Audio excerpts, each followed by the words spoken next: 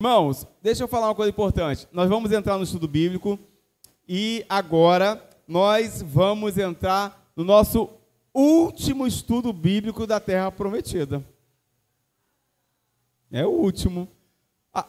O livro de Josué tem quantos capítulos? Quem sabe? Vamos lá. 1, 2, 3, vai. 24. 24, tá certo, irmãos? 24. Só que nós estamos chegando no final do 10º capítulo. Mas, pastor, mas por que a gente vai, então, hoje ser o último estudo do livro de Josué? A nossa proposta, quando nós começamos a estudar o livro de Josué, era estudarmos a entrada da Terra Prometida. Essa é a proposta. Então, até o capítulo 10, o final dele, é relatado como que foi essa conquista da terra. E nós estamos, então, concluindo essa conquista. A gente está chegando no final dela. O capítulo 11, por exemplo, é um capítulo que vão ser novas conquistas de outras terras. Não vai ser mais uma realidade da Terra Prometida. E daí em diante vai repartir a terra, Josué vai repartir com as tribos, e aí depois vem a morte dele. Só que são assuntos que a gente não vai se atentar, porque a nossa proposta é falar da Terra Prometida, e a gente está fechando, então, hoje, o capítulo 10, e fechando essa série do livro de Josué. Se você quiser que a série continue para o capítulo 11, 12, 13, ano que vem a gente entra novamente e entra a partir daí. Porque a gente tem uma nova série de estudo para entrar, e eu preciso ainda, nesse ano, entrar numa nova série de estudo bíblico para fechar o ano com os irmãos aí afiados do que Deus quer fazer na nossa vida. Então, a Terra Prometida, nós vamos entrar no capítulo 10, olha lá. O que vamos aprender, então, hoje para finalizar? Todo pecado será o que, irmãos? Os irmãos acham que existe algum pecado que Deus não saiba? Algo que Deus não veja, não conhece?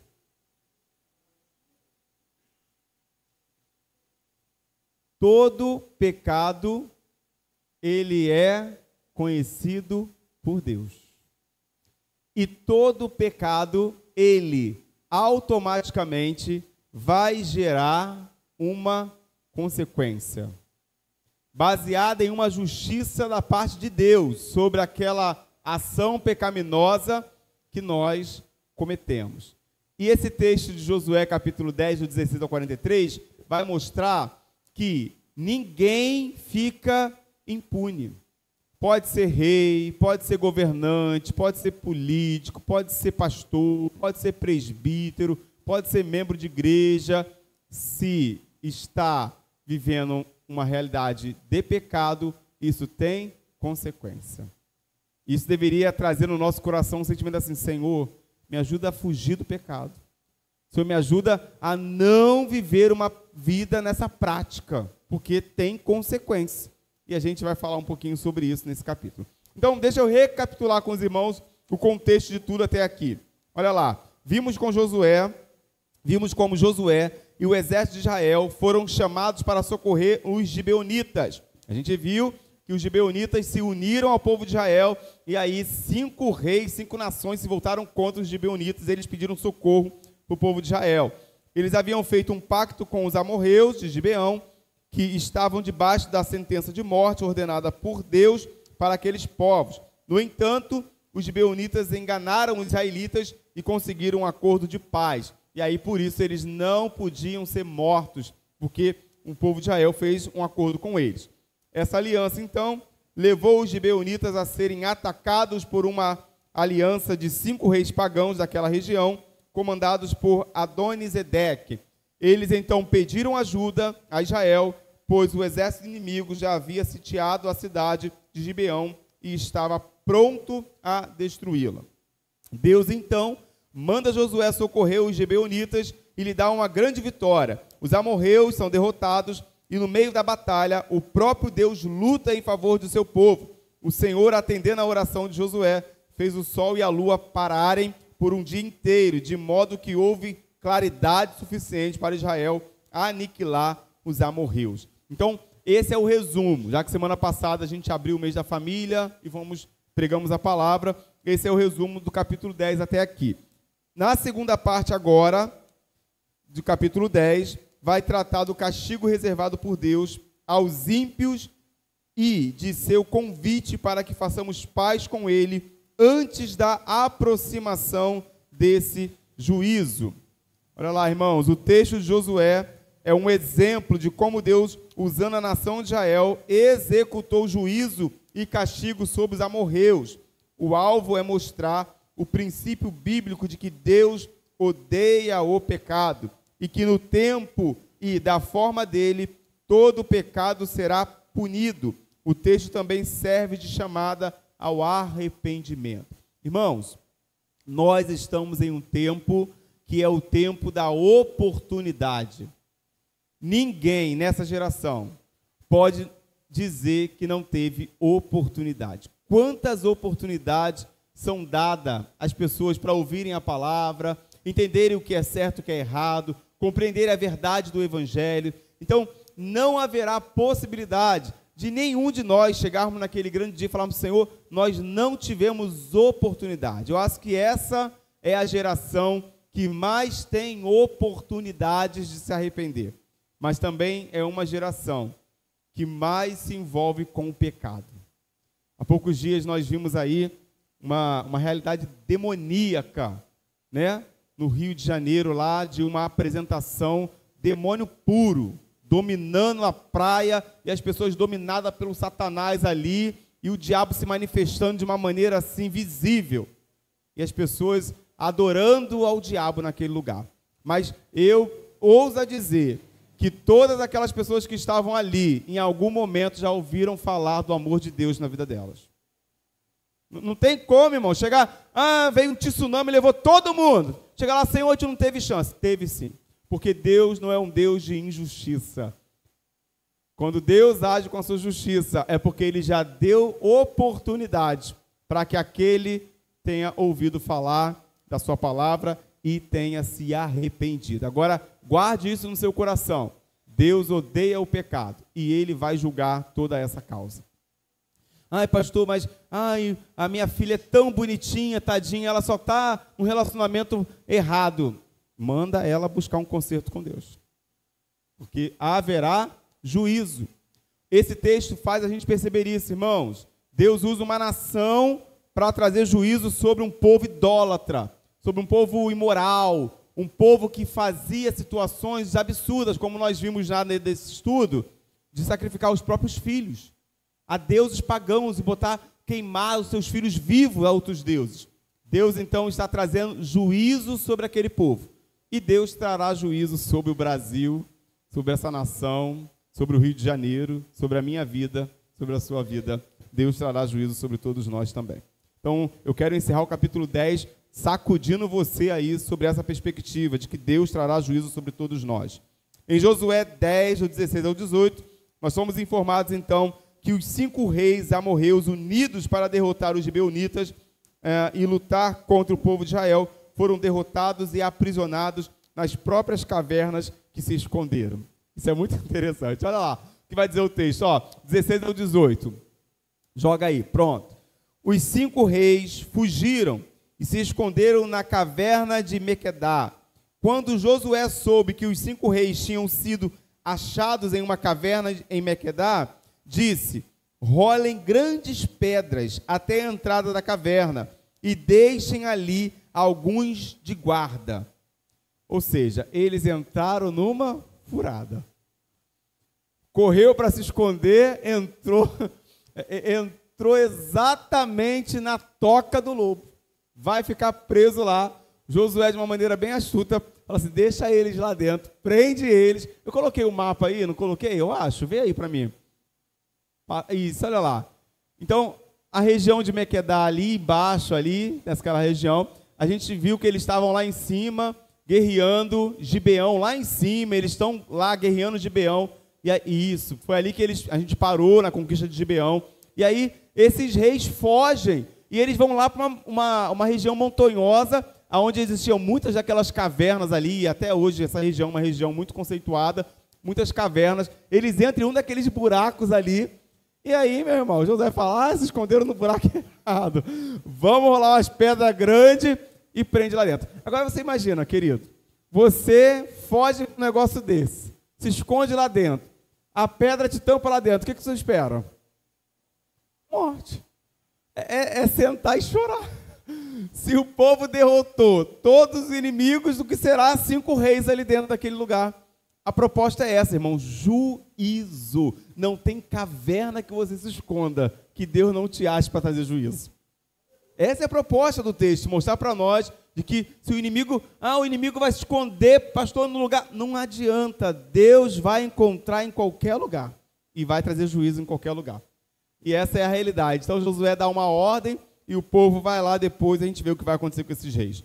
Os reis então ficaram numa espécie de prisão domiciliar, presos nas próprias cavernas em que haviam se escondido, onde só podiam aguardar o resultado das lutas. Josué então persegue os soldados que restaram, a maioria havia sido morta e uma pequena parte havia conseguido fugir. Do capítulo 10, agora do 19 ao 21, vai relatar para nós Josué fazendo essa perseguição a esse grupo. Não se detenham, persigam os inimigos, ataquem-nos pela retaguarda e não os deixem chegar às cidades deles, pois o Senhor, o Deus de vocês, os entregou nas suas mãos.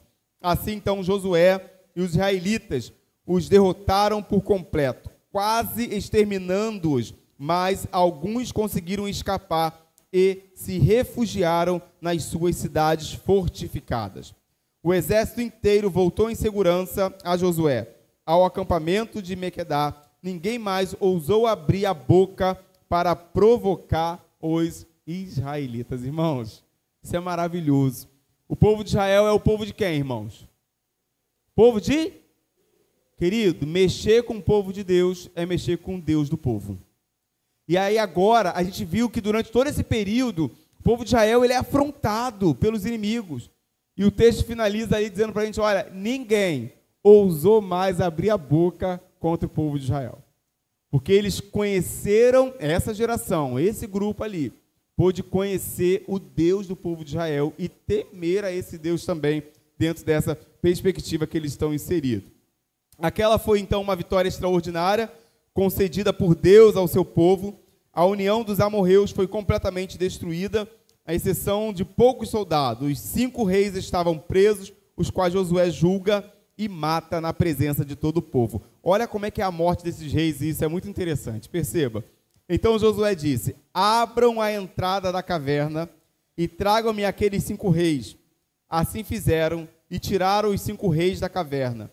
O rei de Jerusalém, o de Hebrom, o de Jarmute, o de Laquis e o de Eglon. Quando os levaram a Josué, ele convocou todos os homens de Israel e disse aos comandantes do exército que o tinham acompanhado, venham aqui e ponham o pé no pescoço desses reis. Então eles se aproximaram e puseram o pé no pescoço dos reis. Josué lhes disse, não tenham medo, não desanimem, sejam fortes e corajosos. Isso é o que o Senhor fará com todos os inimigos que vocês tiverem que combater. Depois, Josué matou os reis e mandou pendurá-los em 5 árvores, onde ficaram até a tarde. Ao pôr do sol, sob as ordens de Josué, eles foram tirados das árvores e jogados na caverna, onde haviam se escondido. À entrada da caverna, colocaram grandes pedras que estão lá até hoje. Irmãos, algumas coisas me chamam a atenção nesse texto. Primeiro, você acha, querido, que Deus está sendo violento com esse povo? Sim ou não, irmãos? O que os irmãos acham? Acha que não. O irmão acha que Deus não está sendo violento. Os irmãos acham que Deus está sendo justo? Raquel está meio ali, constrangida ali. E, sim ou não? Deus foi justo? Pegar o inimigo, né? Meter o pezão no pescoço, segura ele aqui agora, que agora ele vai sentir o que é bom para tosse. Agora, perceba, irmãos, se não é o povo de Deus colocando o pé sobre a cabeça do inimigo, seria o inimigo colocando o pé sobre o povo de Deus.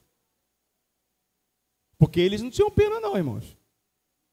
Não tinham pena não, eles degolavam, puxavam para a rua, cortavam pescoço. A gente vê na história da igreja, quantos na história da igreja foram degolados, mortos, jogado em covas de leões, em arenas e usado como jogos em arenas. Então, Deus está agindo com justiça sobre essa realidade, e a gente percebe também de que existe algo muito importante quando o texto fala para nós que Deus colocaria os inimigos sobre os pés dele, Josué, do povo. Isso vai levar a um texto que a gente vai ver ainda nessa noite, sobre uma promessa que Deus dá sobre aquilo que ficará sobre os pés, e o inimigo estaria debaixo dos seus pés. A gente vai ver essa vitória baseada nessa compreensão aí do que Deus quer dizer. Então Deus exige que os reis, olha, sejam trazidos nominalmente diante de Josué para o quê? Julgamento. O que isso quer dizer, querido? Nós seremos chamados pelo nome. O julgamento será um por um. E nós seremos também julgados pelo nome. Pastor, o senhor está dizendo dos inimigos. Todos os povos serão chamados diante do Senhor. E a Bíblia diz que todo joelho se dobrará diante dele. E ele vai chamar um por um. E aí haverá o juízo. E ali está havendo esse juízo sobre esse povo. Perceba os dizeres, o rei de Jerusalém, o rei de Hebron, o rei de Jamute, o rei de Laquise, o rei de Eglon, nome a nome, um por um, identificados como indivíduos, comparecem diante do Josué, que agora atua como juiz. Nesse contexto, Josué é juiz, mas nesse contexto que nós estamos, Jesus virá como juiz. Hoje ele está como Salvador do mundo. Você hoje que está aqui, você que está em casa, querido, está debaixo da graça, e você pode receber essa graça sobre você, reconhecer Cristo sobre a sua vida, porque Cristo está nesse tempo com graça sobre você, para salvar você da ira do pecado. Mas Cristo virá como juiz. E quando ele vier como juiz, ele vem para julgar as causas. E ali é um exemplo de um julgamento que ele está fazendo sobre esse povo. Josué, então, profere sua sentença contra eles, morte pelos seus crimes e pecados. Ele chama os capitães dos exércitos de Israel, manda os reis derrotados deitarem no chão, talvez um do lado do outro, e ordena que os capitães coloquem as botas sobre o pescoço dos reis. Você acha que isso é humilhação? Você acha que Deus estava querendo humilhar o povo? O que os irmãos acham? É humilhação isso aí, irmãos? Humilhação, né? Parece, né? Parece que o povo está sendo humilhado. Mas eu quero pensar numa curiosidade com você. Olha lá que interessante. Não se trata de humilhação, de prisioneiros de guerra, pois a arqueologia já revelou que esse era um costume praticado nas batalhas no Antigo Oriente. Há desenhos nas pirâmides que mostram os soberanos colocando os pés sobre o pescoço dos inimigos, como símbolo de triunfo.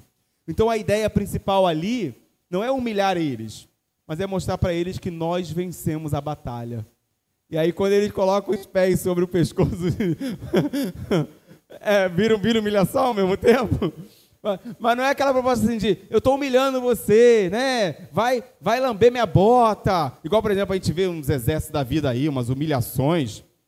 Isso é humilhação. Pegar os camaradas que estão começando e bota o camarada, né, para, sei lá, lamber a bota do outro, para comer lá um negócio nojento. É humilhação, isso é humilhação.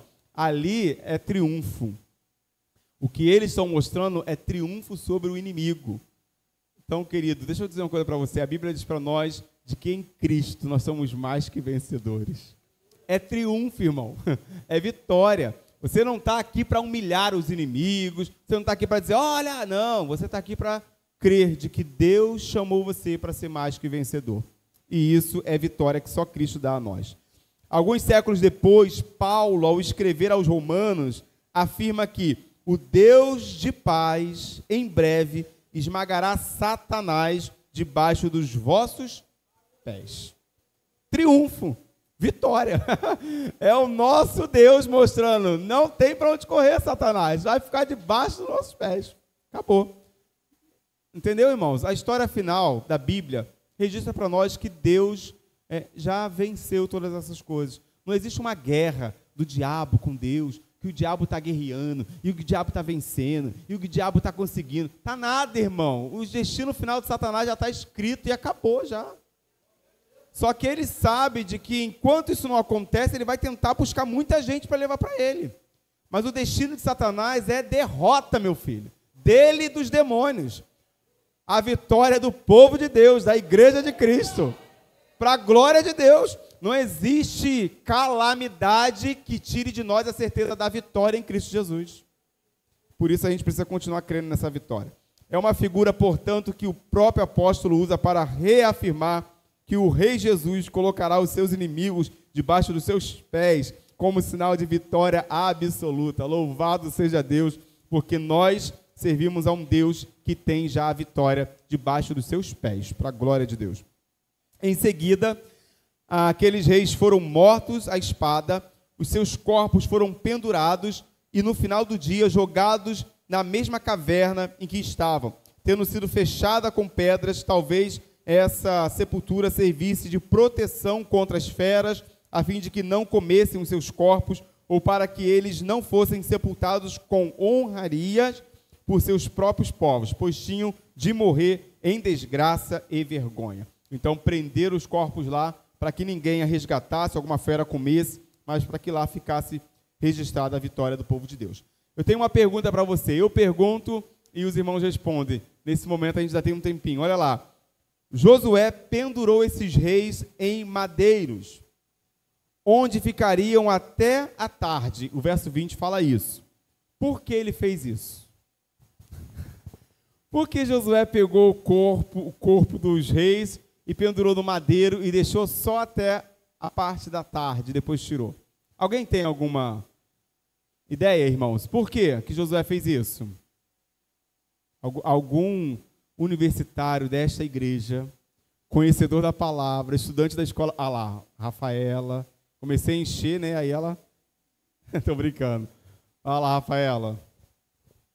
Eu, por ser rei e madeiro, eu associo ao que viria a acontecer com Jesus Cristo, que foi pendurado no madeiro, alguma coisa desse tipo. Estamos caminhando, hein? Vamos indo lá. Alguém mais, irmãos, tem alguma outra colocação além dessa? Por quê? E por que até o horário da meio-dia de tarde só e depois tirou o corpo? Não podia deixar mais tempo lá não, logo? O que os irmãos acham? Ninguém mais? O Derek. Assim, eu não tenho certeza, tá? Tô começando agora a live. Mas assim, eu lembro que tem o versículo, né? Maldito todo aquele que for pendurado no madeiro. Então, eu acredito que essa questão de colocar pendurado na árvore seria para dar essa ideia de maldição, e tinha aquela coisa de que se a pessoa não fosse sepultada junto com a sua família, que isso era um símbolo de desgraça, né? E de que havia essa coisa de que você ter um sepultamento digno também era uma forma de bênção, né, de certa forma. E eu acho que essa questão de não poder passar da tarde, não tenho certeza, mas acho que deve ser alguma coisa da lei mosaica também. Creio eu, não sei, não sei mesmo. Os irmãos lembram que a ordem que Josué recebeu era de que ele deveria cumprir toda a lei, que ele deveria fazer as coisas de acordo com o que a lei dizia, ele não podia fugir dela, ele tinha que cumprir exatamente a ordem que Deus havia determinado. A gente já falou sobre isso aqui semana passada, até a irmã Luciana esteve aqui e ela compartilhou sobre isso, né? O exemplo de Josué é a obediência de Josué na lei de Deus, no cumprimento dessa lei. E o resultado de quem obedece à palavra de Deus é exatamente as vitórias que Josué recebe. O que o Derek trouxe ali é exatamente o que eu queria ponderar com os irmãos. Josué, ele está baseado na lei. E ele não vai descumprir aquilo que a lei dizia. Olha lá, o que diz lá em Deuteronômio do 21, do 22 ao 23. Ó, na lei que Deus deu a Moisés, diz que o Senhor amaldiçoaria todo aquele pendurado em um madeiro. Quem morresse pendurado em um poste era maldito de Deus. O próprio Deus disse, no entanto, que aquele amaldiçoado que morresse em um poste poderia ficar pendurado ali somente até o pôr do sol, e depois tinha de ser retirado e sepultado. Você sabe que isso foi o que aconteceu com o nosso mestre. Ele foi pendurado, mas ele foi retirado até o pôr do sol. Não passou a noite dele lá, o corpo dele lá. E a gente vai ver isso um pouquinho ainda. O apóstolo Paulo, então, usa essa passagem para dizer, olha, Cristo nos resgatou da maldição da lei, tornando-se maldição em nosso favor. Por isso está escrito, maldito, como a Rafaela falou, todo aquele que for pendurado em um madeiro. Então, Cristo se fez maldição por nós. Mas até o próprio Cristo, irmãos, na hora de estar pendurado no madeiro, foi retirado no tempo exato, cumprindo exatamente aquilo que Deus havia dito a Moisés que deveria ser feito. E o corpo dele foi retirado antes até mesmo do pôr do sol. Assim como com esses reis também. E essa é a ideia. Josué está em obediência à lei de Deus. Então, porque se fosse por ele, ele fala assim, eu vou deixar os corvos comerem a cabeça desse povo aí, vai ficar aí apodrecendo nessa árvore aí. Mas ele está cumprindo a lei. E a vontade talvez que daria para ele era essa. Deixar ali à vista de todos os inimigos ali, de que eles venceram aquela batalha. Mas eles estão cumprindo a lei que está lá em Deuteronômio. O versículo 28 a 39 traz o resumo de como o general israelita continuou a campanha e matou mais 7 reis, conquistando toda a terra de Canaã. Trata-se então de um relato resumido de como ele e os soldados de Israel tomaram as seguintes cidades: Maquedá, Libná, Laquis, Gezé, Eclon, Hebron e Debi, que eram as principais cidades dos amorreus no sul da terra. Aí agora aqui, eles conquistaram toda a terra prometida. Por isso que a gente vai finalizar o estudo bíblico até esse episódio, porque é aonde a gente vê de que Deus cumpriu com a sua palavra quando disse que daria uma terra àquele povo, e Deus então deu essa terra, tirando os inimigos de lá e mostrando que a terra era a promessa de Deus para o povo de Deus. E é isso que ele faz. Do verso 28 ao 29, naquele dia Josué, até o 39, naquele dia Josué tomou Mequedá, atacou a cidade, matou o seu rei à espada e separou para a destruição todos os que nele viviam, sem deixar sobrevivente. Fez com o rei de Mequedá o que tinha feito com o rei de Jericó. Então Josué e todo Israel com ele avançou de Mequedá a Libna e a atacou. O Senhor entregou também aquela cidade e o seu rei nas mãos dos israelitas. Josué atacou a cidade e matou à espada todos os que nela viviam, sem deixar sobrevivente. Fez com o seu rei o que fizera com o rei de Jericó. Depois Josué e todo Israel com ele avançou de Libna e a Laquis, cercou-a e a atacou. O Senhor entregou Laquis nas mãos do israelita, e Josué tomou-a no dia seguinte, atacou a cidade e matou à espada todos os que nela viviam, como tinha feito com Libna. Nesse meio tempo, Orão, rei de Gezé, fora socorrer Laquis, mas Josué o derrotou, e ele e os seus exércitos, sem deixar sobreviventes. Então morreu também. Josué e todo Israel com ele avançou de Laquis a Eglon e cercou e a atacou. Eles a conquistaram naquele mesmo dia, feriram na espada e separaram para a destruição os que nela viviam, como tinha feito com Laquis. Então Josué e todo Israel com ele foi de Eglon a Hebron e a atacou. Tomaram a cidade e feriram a espada, como também o seu rei, os seus povoados e todos os que nela viviam, sem deixar sobrevivente. Separaram para a destruição a cidade e todos os que nele viviam, como tinham feito com Eglon. Depois Josué e todo Israel com ele voltou e atacou Debi. Tomaram a cidade, o seu rei, os seus povoados, e os mataram à espada. Separaram para a destruição os que nela viviam, sem deixar sobrevivente. Fizeram com Debi e o seu rei o que tinham feito com Libná e o seu rei e com Hebron. Ou seja, eles acabaram conquistando todas aquelas terras como Deus havia dito que eles conquistariam. Josué então estava executando a condenação de Deus contra aquele povo, habitantes e reis que estavam debaixo do juízo. Deus havia pronunciado a sentença e usou Israel como instrumento de sua justiça. Assim, todas as terras da região foram conquistadas. Do verso 40 ao 43, para nós finalizarmos.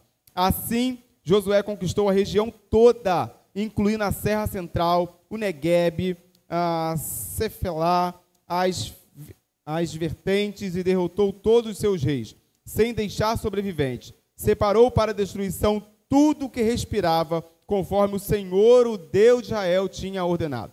Josué os derrotou desde Gades, Barneia até Gaza, e toda a região de Gósen e de lá até Gibeon. Josué também subjugou todos esses reis e as suas terras em uma única campanha, pois o Senhor, o Deus de Israel, lutou por... Quem lutou, irmãos? Deus lutou por Israel. Então Josué retornou com todo Israel ao acampamento em Gigal. Então aqui a gente tem aí o fechamento. Deus é o Deus que deu a vitória ao povo de Deus. Não foi estratégia de Josué, estratégia dos homens, foi cumprimento da promessa que Deus havia dado de que ele daria àquele povo aquela terra. Então essa foi a principal campanha de Josué, que tomou o centro-sul da região, finalizando a conquista de toda a terra prometida. A partir do capítulo 11 vai mostrar outras conquistas de Josué.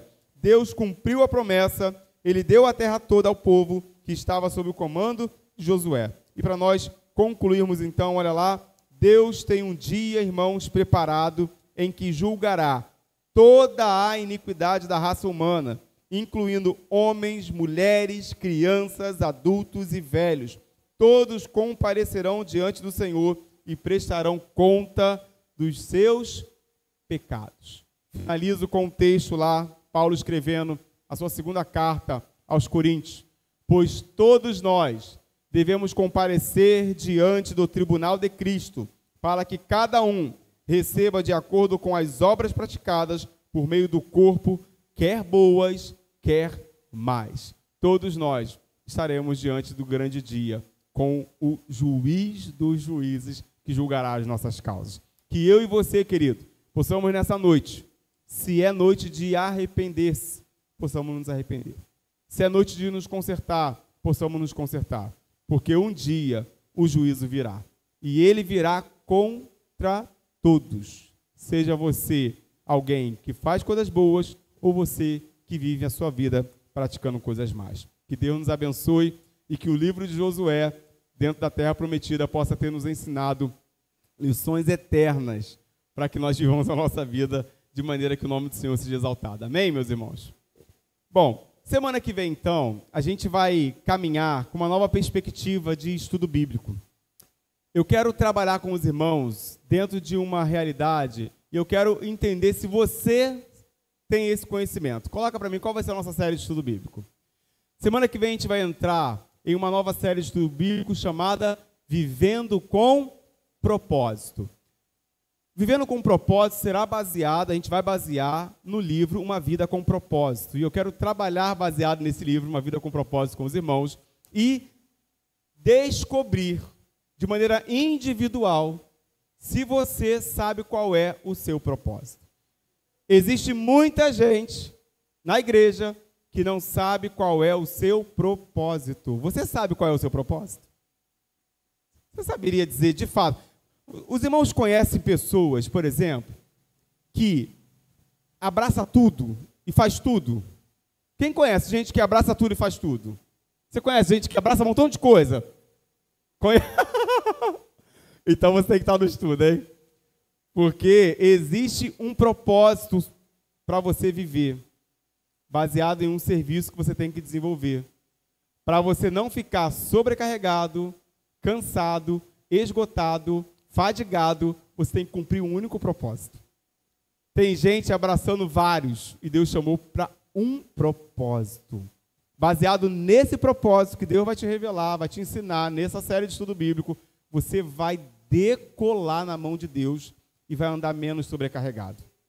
Então, a partir da próxima semana, nós vamos trabalhar vivendo com propósito. E eu quero despertar você que está aqui, você que está em casa, a estar conosco nessa nova série de estudo bíblico, onde nós iremos trabalhar aí um bom período e descobrir qual é o propósito de Deus para mim, e não qual é apenas o meu propósito. Tem diferença, muita diferença, de você falar do seu propósito, mas você entender qual é o propósito de Deus para você. E a gente vai falar sobre isso na semana que vem. Amém, irmãos? Então eu quero você com alegria aqui, cheio de vontade de descobrir o seu propósito. E vai ser maravilhoso saber de que Parque Sueli vai ser uma igreja que vai viver o propósito de Deus para ela, e cada um vai estar na sua área vivendo o propósito de Deus. Um tempo novo Deus está reservando para nós. Vamos orar? Vamos agradecer a Deus. Abaixe sua cabeça, feche seus olhos, você aqui, você em casa. Pai, muito obrigado, Senhor, por tudo aquilo que nós estudamos até nesse momento aqui na tua igreja. Desde fevereiro, Senhor, nós estávamos caminhando no livro de Josué, e o Senhor tem nos ensinado tantas verdades. O Senhor nos mostrou, ó Pai, que o Senhor é o dono de todas as coisas, que o Senhor espera a obediência de nós, que a desobediência ela gera consequência. E nessa noite o Senhor nos ensinou, ó Pai, de que um dia o Senhor voltará para julgar toda a causa. Que a tua igreja esteja, ó Pai, se preparando para esse dia. Que ninguém aqui, ó Deus, seja pego de surpresa, porque certamente o juiz voltará, e voltará com um martelo na mão para bater o martelo. Que nós possamos estar preparados para esse dia. Se há alguém aqui, ó Deus, que ainda não conhece, se há alguém aqui ainda que não viveu uma experiência de entregar a sua vida para Ti, Pai, que essa noite, essa pessoa possa, ó Pai, decidir colocar a vida dela, a vida dele no Teu altar e dizer para o Senhor: a minha vida pertence ao Senhor. Em nome de Jesus, Pai, que haja vidas aqui hoje decididas em se entregar para o Senhor e viver para o Senhor e saber de que não existe nada e nem ninguém melhor do que o Senhor para guiar as nossas vidas. Agora, Pai, que a graça do Senhor Jesus, que o amor do Pai e que a consolação do doce Espírito Santo nos leve aos nossos lares, continue conosco durante esse restante de semana, nos capacitando para viver cada dia de acordo com a sua vontade. Em nome de Jesus nós oramos. Amém? Amém. Deus te abençoe, querido. Orações pessoais estamos encerrados. Você aqui, você na sua casa. Que Deus nos abençoe e eu aguardo você semana que vem.